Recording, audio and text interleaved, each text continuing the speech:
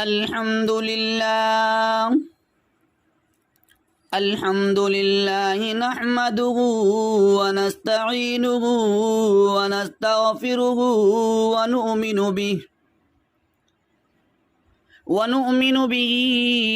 ونتوكل عليه ونعوذ بالله من شرور أنفسنا ومن سيئات أعمالنا من يهده الله فلا مضل له ومن يضلله فلا هادي له ونشهد أن لا إله إلا الله وحده لا شريك له ونشهد أن سيدنا وحبيبنا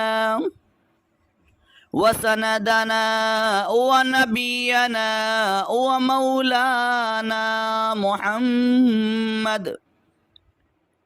ومولانا محمدا عبده ورسوله أرسله بالحق بشيرا ونذيرا وداعيا إلى الله بإذنه وسراجا منيرا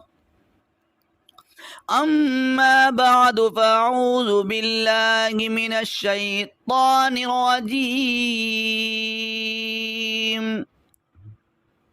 بسم الله الرحمن الرحيم يا أيها الذين آمنوا توبوا إلى الله توبة نصوحا عسى ربكم أن يكفر عنكم سيئاتكم ويدخلكم جنات تجري من تحتها الأنهار صدق الله العظيم ومولانا العظام الكريم ونحن على ذلك لمن الشاهدين والشاكرين والحمد لله رب العالمين.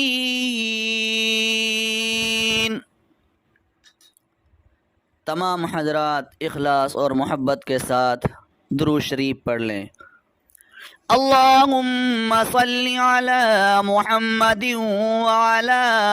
آل محمد كما صليت على إبراهيم وعلى آل إبراهيم إنك حميد مجيد. اللهم بارك على محمد وعلى آل محمد كما باركت على إبراهيم وعلى آل إبراهيم إنك حميد مجيد.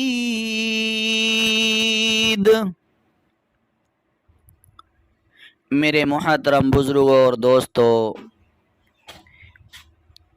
میں نے جو آپ حضرات کے سامنے مختصر خطبے کے بعد جو آیت کریمہ کا ٹکڑا تلاوت کیا، یہ پارہ نمبر 28 کی آخری رکوع کی پہلی آیت کا ٹکڑا ہے اور سورہ تحریم سورت نمبر 66 کی آیت نمبر 8 کا ٹکڑا ہے.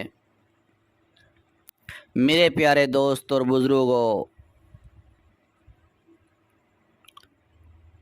اسلامی مہینوں میں سے دوسرے مہینے کا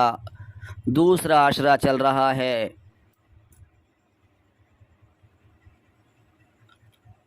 میں نے آج یہ ارادہ کیا، آج ہمارے سامنے حالات بگڑتے ہیں، معاشرے کے اندر اگر کوئی کسی سے جرم عائد ہو جاتا ہے لوگوں کی نظروں سے وہ بندی گر جاتے ہیں اور اس پر قانونی کارروائیاں کی جاتی ہیں۔ اور اس سے آگے بڑھ کر اگر کہنا چاہوں تو یہ بات بیضا نہ ہوگی، میری یہ بات غلط ثابت نہیں ہو سکتی کہ زیادہ تر آج ایک دوسرے کو مجرم بنانے کے لیے کوششیں بھی کی جاتی ہیں، اس پر جرم عائد کرنے کے لیے، اس کو مجرم ٹھہرانے کے لیے بڑی بڑی کوششیں کی جاتی ہیں۔ قانونی طور پر بھی پولیس اس کے پکڑنے کے لیے جگہ جگہ چھاپہ مارتی ہے اور طرح طرح کے اس پہ مقدمے دائر کر دیتی ہے، مگر قربان جاؤں اپنے مالک حقیقی پر، مالک کائنات پر، کہ اس نے بندے کو بے سہارا نہیں چھوڑا، بندے کو تنہا نہیں چھوڑا، بلکہ اعلان کیا کہ تجھ سے گناہ ہو گیا، جرم ہو گیا، گناہ کر بیٹھا، تو ڈرنے کی ضرورت نہیں، میرے دروازے پر میرا دروازہ سنبھال، میری چوکھٹ پر میری چوکھٹ پر جھک جا، میرے سامنے عاجزی کر، میرے سامنے ہاتھ اٹھا، ہاتھ اٹھانا تیرا کام ہے، جھولی بھرنا میرا کام ہے، معافی مانگنا تیرا کام ہے، معاف کر دینا میرا کام ہے۔ اللہ تعالیٰ نے خود اعلان کر دیا، یا ایھا الذین آمنوا توبوا الی اللہ، یا ایھا الذین آمنوا توبوا الی اللہ توبۃ نصوحا، اے ایمان والو، اے کلمہ پڑھنے والو، تم اللہ کے سامنے سچی توبہ کرو، خالص توبہ کرو۔ عسى ربكم أن يكفر عنكم سيئاتكم ويدخلكم جنات تجري من تحتها الأنهار، ممکن ہے تمہارا رب تمہارے گناہ دور کر دے اور تمہیں ایسی جنتوں میں پہنچا دے جن کے نیچے جاری نہریں چل رہی ہیں، شربت کی نہریں، دودھ کی نہریں، شہد کی نہریں، برف کی نہریں۔ فرمایا اے میرے بندے، مایوس ہونے کی ضرورت نہیں، جیسا کہ قرآن پاک میں دوسری جگہ موجود ہے، فرمایا قل یا عبادی الذین اسرفوا علی انفسہم لا تقنطوا من رحمت اللہ، اے میرا محبوب کہہ دے، فرمایا یا عبادی، میری طرف سے کہہ دے۔ اللہ تعالیٰ نے فرمایا یا عبادی الذین اسرفوا علی انفسہم لا تقنطوا من رحمت اللہ، کہہ دے اے بندو میرے، جنہوں نے کی زیادتی کی، اپنی جان پر زیادتی کی، اپنی جان پر ظلم کر بیٹھے، آس مت توڑو اللہ کی مہربانی سے، لا تقنطوا من رحمت اللہ، آس مت توڑو، مایوس مت ہو،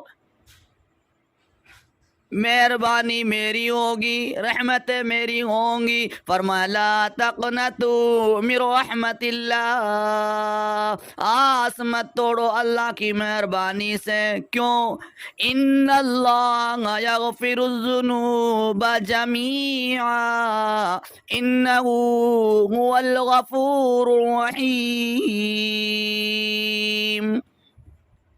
بے شک اللہ تعالیٰ بخشتا ہے سب گناہ، وہ جو ہے وہی ہے گناہ معاف کرنے والا مہربان۔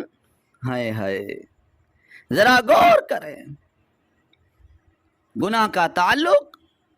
چونکہ بندے سے ہے اور بندے کا تعلق اللہ تعالیٰ کی ذات سے ہے، اس لیے اللہ تعالیٰ اپنے بندے کو اس بات کی طرف متوجہ فرماتے ہیں، اے میرے بندے، اے انسان، اگر تجھ سے گناہ ہو گیا ہے اور تجھے اس پر دل سے شرمندگی ہے تو فکر کرنے کی ضرورت نہیں، میرے دروازے پر آ کر گناہوں کی معافی مانگنا تیرا کام ہے اور گناہوں کو معاف کرنا میرا کام ہے۔ ذرا سوچیں، چنانچہ قرآن مجید میں بار بار اس بات کی طرف انسان کو متوجہ کیا گیا ہے کہ اگر تم سے کوئی گناہ ہو گیا ہے تو فوراً اللہ تعالیٰ کے دربار میں توبہ کی درخواست دائر کر دیں، اپنی عرضی لگا دیں دربار عالیہ سے، یقیناً تجھے بخشش ملے گی، مغفرت ملے گی، معافی کا سرٹیفکیٹ مل جائے گا۔ تو فرمایا یکفر عنکم سیئاتکم، تمہارے گناہ بھی مٹا دیے جائیں گے، یعنی اگر تم آئندہ گناہ نہ کرنے کا وعدہ کرتے ہو تو نہ صرف تمہارے موجودہ گناہ معاف کر دیے جائیں گے بلکہ ماضی کے گناہوں کو بھی یکسر مٹا دیا جائے گا۔ یہ خداوند کائنات کی طرف سے، یہ خداوند قدوس کی طرف سے اتنا بڑا احسان ہے، اتنا بڑا انعام ہے جو ہر انسان کو گناہوں سے معافی مانگنے کے بعد عطا کیا جاتا ہے۔ تو اللہ تعالیٰ فرماتا ہے، میرے بندے میری چوکھٹ پہ آ جا، میرے دروازے پر آ جا، معافی مانگنا تیرا کام ہے، جھولی پھیلانا تیرا کام ہے، ہاتھ اٹھانا تیرا کام ہے، اور زبان سے کہنا تیرا کام ہے، دل سے ارادہ کرنا تیرا کام ہے۔ او میرے بندے، تیرے جرموں کو مٹا دینا میرا کام ہے۔ قرآن پاک میں سورہ نور کے اندر موجود ہے، فرمایا توبو الی اللہ جمیعا، توبو الی اللہ جمیعا ایھا المؤمنون لعلکم تفلحون۔ اے ایمان والوں، اے ایمانداروں، اے کلمہ پڑھنے والوں، تم سب اللہ تعالیٰ کی طرف متوجہ ہو جاؤ، یعنی توبہ کرو، معافی چاہو تاکہ تمہیں نجات مل جائے، تاکہ تم نجات پا جاؤ۔ گویا کہ راہ نجات اللہ تعالیٰ سے مانگنے میں ہے، توبہ کرنے میں ہے، ہر وقت اس کی ذات گرامی کی طرف متوجہ ہونے میں ہے، عاجز ہونے میں ہے۔ آج ہم سے کوئی مانگنے آ جاتا ہے، مانگنا چاہتا ہے تو ہم اس کے مانگنے پر خوش نہیں ہوتے، ناپسند کرتے ہیں، مگر قربان جائیں، قرآن مجید میں ایک مقام پر توبہ کرنے والوں کے اوصاف کو بیان کیا گیا اور ان کی تحسین کی گئی، انہیں بشارت دی گئی۔ چنانچہ قرآن پاک میں موجود ہے، سورہ توبہ کے اندر موجود ہے، فرمایا التائبون العابدون الحامدون، التائبون العابدون الحامدون السائحون الراكعون الساجدون الآمرون بالمعروف والناهون عن المنكر والحافظون لحدود الله وبشر المؤمنين۔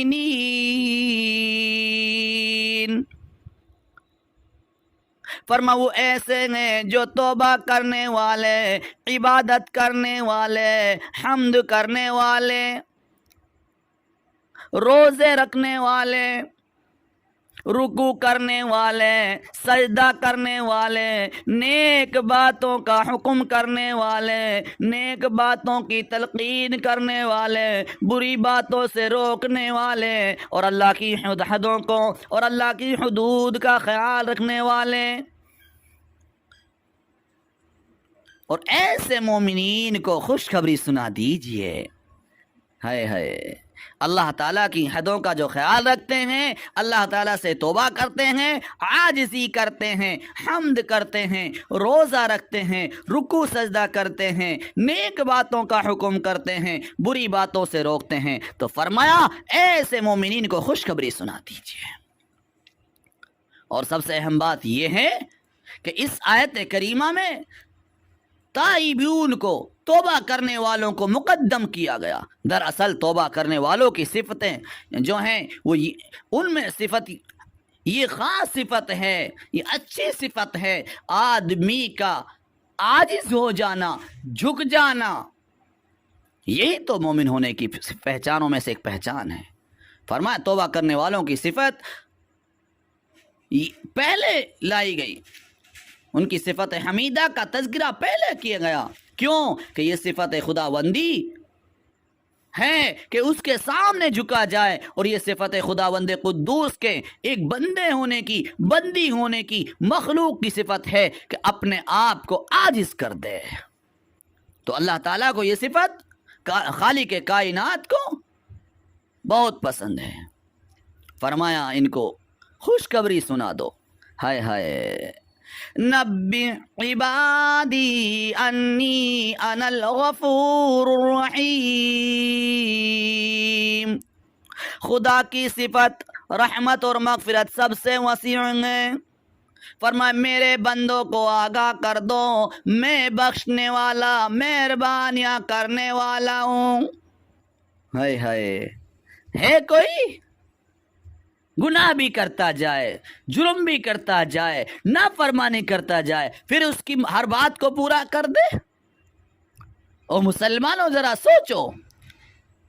آج ہم اگر کسی کے مکان میں کرائے پر رہیں اور اس کی اجازت کے بغیر اس کے مکان میں کیل گاڑیں، اس کے مکان میں کچرا کریں، گند ڈالیں، وہ برداشت نہیں کرتا، وہ نکال دیتا ہے، وہ برائیوں پر اتر آتا ہے، آستینیں چڑھا لیتا ہے۔ مگر میرے مالک کا کرم دیکھو کہ ہم اس کی زمین پر رہ رہے ہیں، اس کا دیا ہوا رزق کھا رہے ہیں،